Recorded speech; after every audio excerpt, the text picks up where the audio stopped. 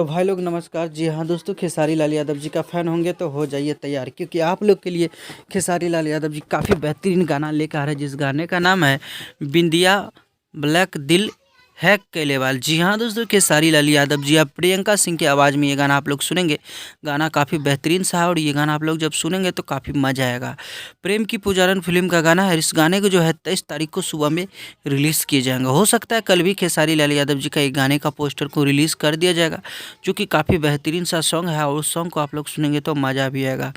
तो आप लोग खेसारी लाल यादव जी का सच्चे फ़ैन होंगे तो हो जाइए तैयार, क्योंकि इसी तरह का अपडेट आप लोग को मिलता रहेगा।